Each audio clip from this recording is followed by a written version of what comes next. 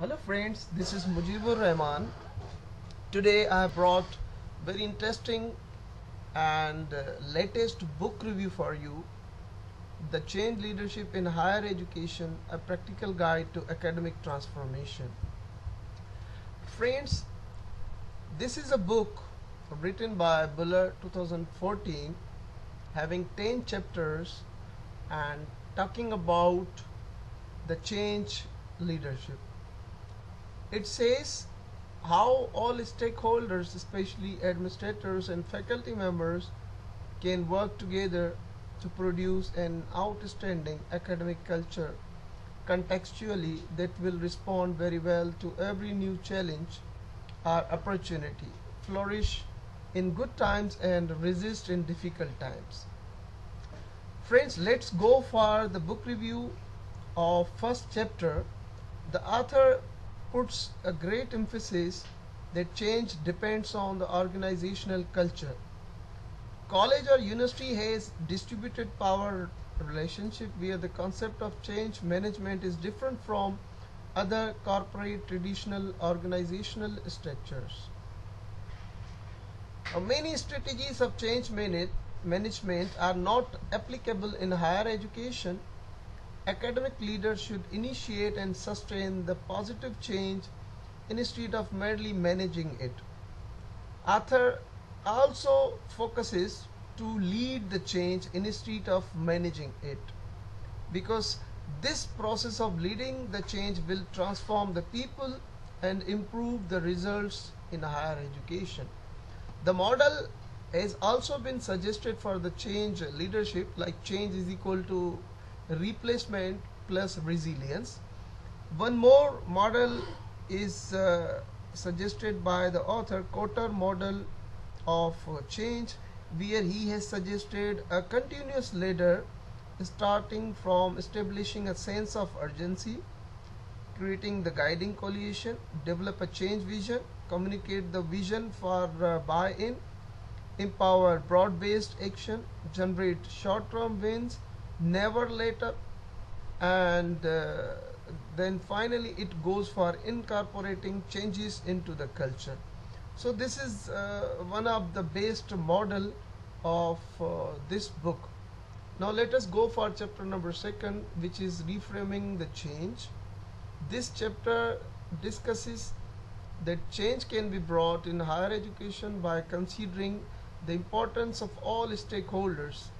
Change can flow more easily from the top to bottom in some of the organizational structures, but colleges and universities have distributed organizational structures that are different from other sectors of the society. Academic leaders in higher education should adopt the culture of open system is to analyze the proposal and context in the broader perspectives, considering the analytical lenses is to promote the innovation and creativity for bringing the positive results, which is not possible without adopting the positive approaches and having valid the need for the change. Considering the valid need for the change is the formula for bringing the positive change. And then we have a review of chapter number 3, determining the need for change. Here author maintains that success or failure of change leadership depends on idea that how well the need for change is established. The idea that all the changes bring positive results or change never brings positive results seem useless. The unique culture of educational institutes, especially colleges and universities, can also help a lot in turning from managing change to leading change.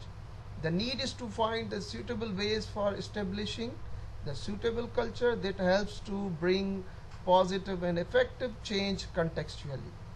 Then we have chapter number 4, from change management to change leadership. Here the author puts great emphasis on implementing the change, where he argues that people sitting at the top positions have actually jurisdiction to implement the change. But in the distributed organizations, the change management and leadership models are totally different. Change leaders, those should try to control the change. They should be the part of change process. They should not control the change, because once they try to control the change, they will actually stop the change by interfering, by hindering the process. And leaders should uh, give a natural path to the change, which is a formula to the change leadership and management. They can create a robust and well established plan that can lead to creativity and innovation. They should guide the change rather than just controlling the change. And there is no one right way that can be just a formula to the success of change management or leadership. And then we have chapter number 5, which is why strategic planning does not work. This is the final book review chapter of our today's video, and we will be releasing the second video to having the book review of other 5 chapters. So here in this chapter, the author opines that if corporate style of top-down strategic planning does not work, then bottom-up approach towards change leadership would be suitable. Strategic planning can be made workable if it begins with the faculty, because actually the faculty knows from where the wind comes, like where does the need is required, how the the areas of subjects are improved, where is the need of improvement.